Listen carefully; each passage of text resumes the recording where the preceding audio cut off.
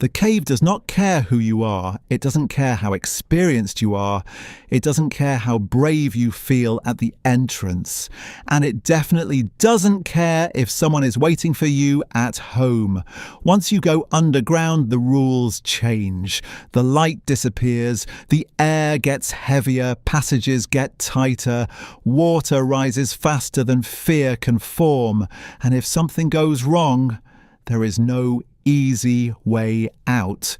Today we're following people who should have died in the dark. Men and boys swallowed by stone, crushed by passages barely wider than their ribs, stranded in freezing water with rescue hours, sometimes days away. But somehow they made it back. And after you hear what they went through, you'll understand how thin the line between survival and disappearance really is. If intense survival stories like this are your thing, hit subscribe, because some of the ones coming later will stay in your head for a long time. Let's go underground.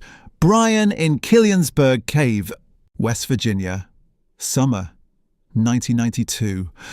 A troop of Boy Scouts walks into a limestone cave looking for adventure. They laugh. They echo. Flashlights bounce off damp walls. For most of them, it's just another day exploring. But one boy notices something different. A crack in the wall, not a path, not a tunnel. A crack, barely wide enough for shoulders. 13-year-old Brian doesn't tell anyone. He crouches and he crawls inside. Immediately the cave changes. The sound of the others fades. Rock presses against his ribs. His knees drag across stone. The passage bends sharply like an elbow, and to get through, Brian twists his legs in a way legs are not meant to twist. Pain shoots through him, but then he's through. On the other side, the tunnel opens just enough for him to breathe. For one moment, he feels proud. He found something. He did it. Then he tries to back up. Nothing. He pushes. Nothing. He tries again, harder.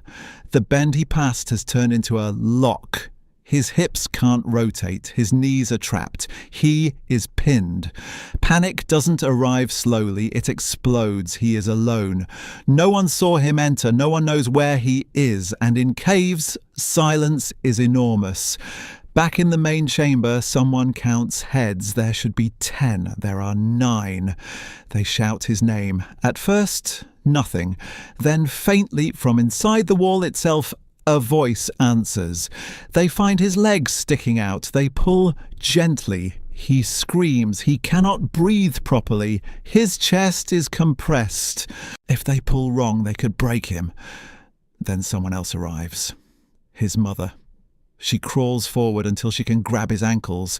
She knows the only way out is the way he came in, which means he must relive the pain in reverse. She tells him what to do, inch by inch. Every movement is agony.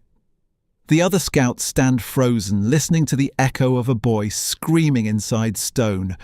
Then suddenly, his torso slides free. One more pull. He collapses in the dirt, shaking, sobbing, alive.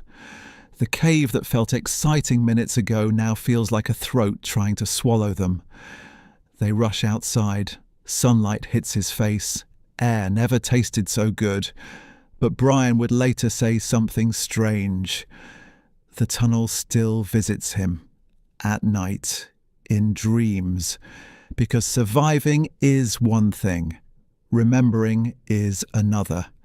And the next diver would learn that darkness can last far longer. Roman in the flood. Indiana.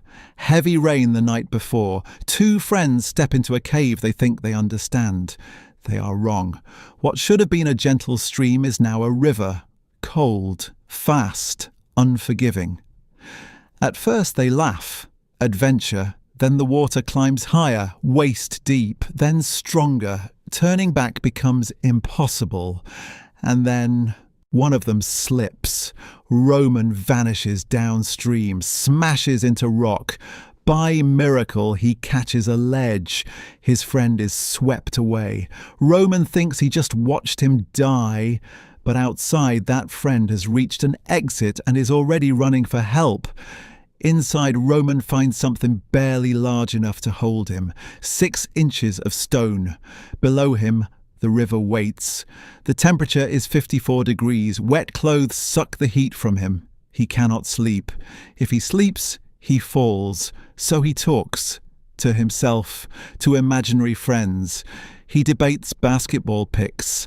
Anything to keep the mind alive. Hours pass. Then a day. Then another.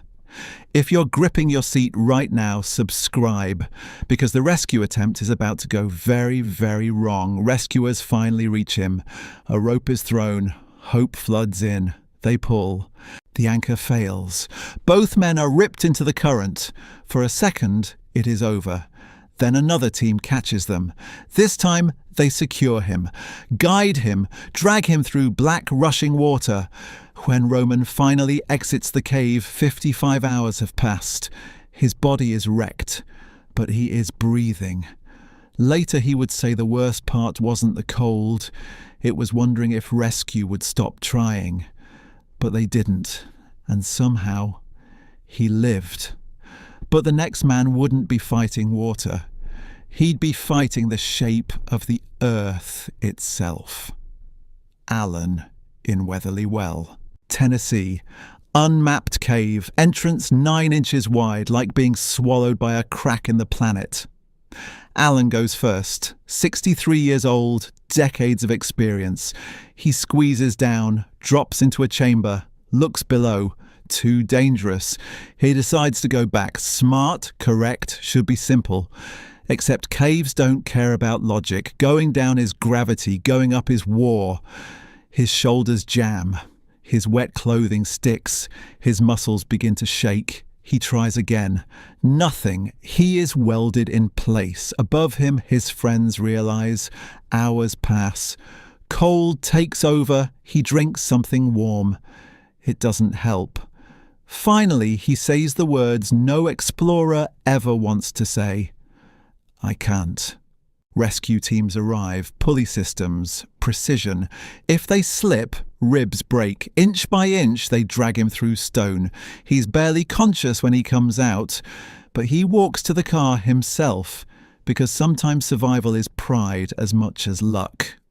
And yet, even after all of that, none of these compare to what happened in the next story, because the next survivor would spend not hours, but days underground with oxygen running out and the world watching, because the next survivor would spend not hours, but days underground with oxygen running out and the world watching.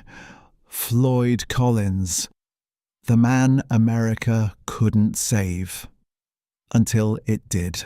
Kentucky, winter, 1925. Caves were money back then. Find a new one, turn it into a tourist attraction, get rich. Floyd Collins believed he was standing on fortune. He crawled through a narrow passage chasing air that hinted at deeper chambers. Then a rock shifted. A simple movement, small, but underground small mistakes grow teeth.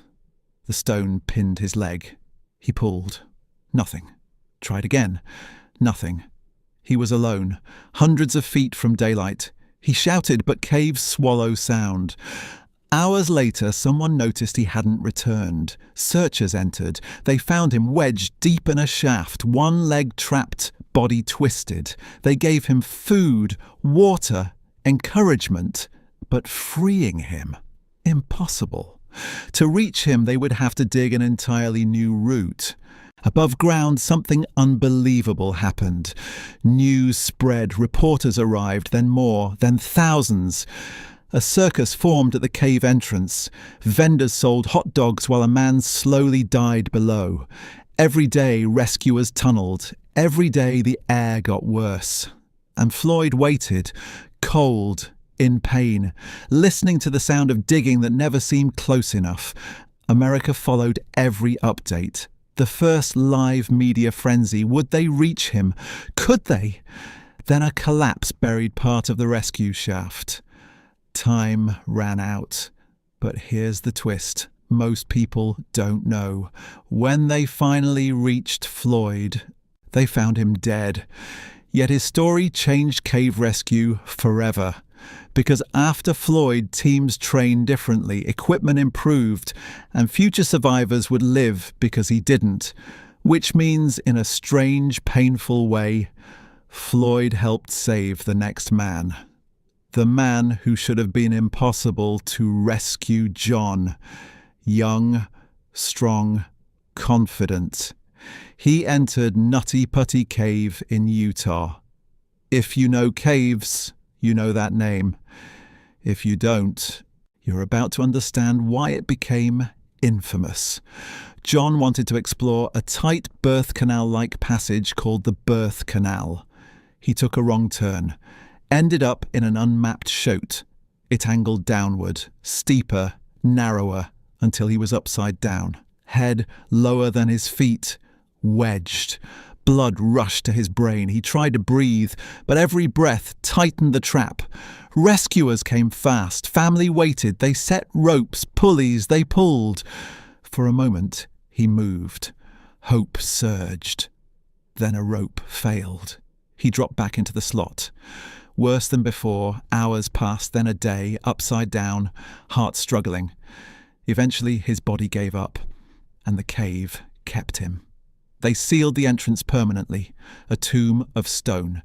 But here's why his story belongs here. Because from that moment on, cavers everywhere changed how they explore. Protocols, limits, warnings. His loss became protection for others, and somewhere out there, someone who would have died because of a wrong turn turned around instead, because they remembered John and they lived. If stories like this matter to you, if remembering people like this matters, subscribe. Because survival isn't just luck, it's knowledge passed forward.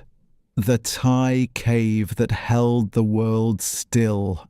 Thailand, 2018, 12 boys, 1 coach, a birthday adventure.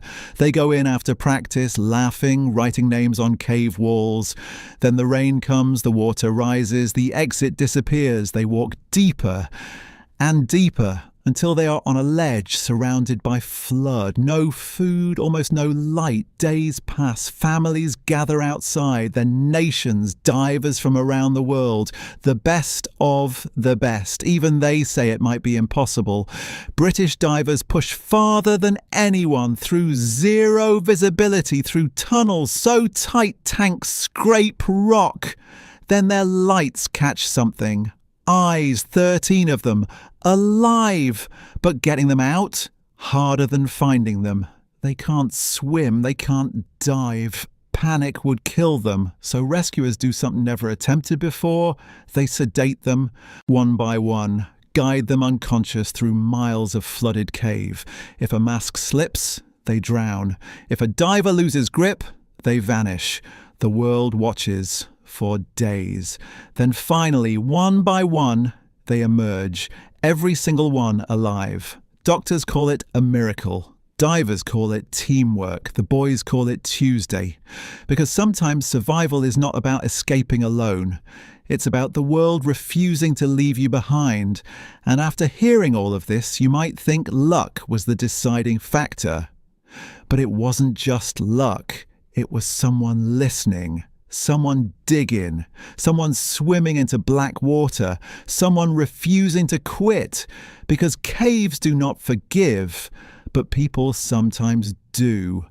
And that is why, against every rule written in stone, some walked back into the light. They went in like anyone else, scared, human, and somehow they returned.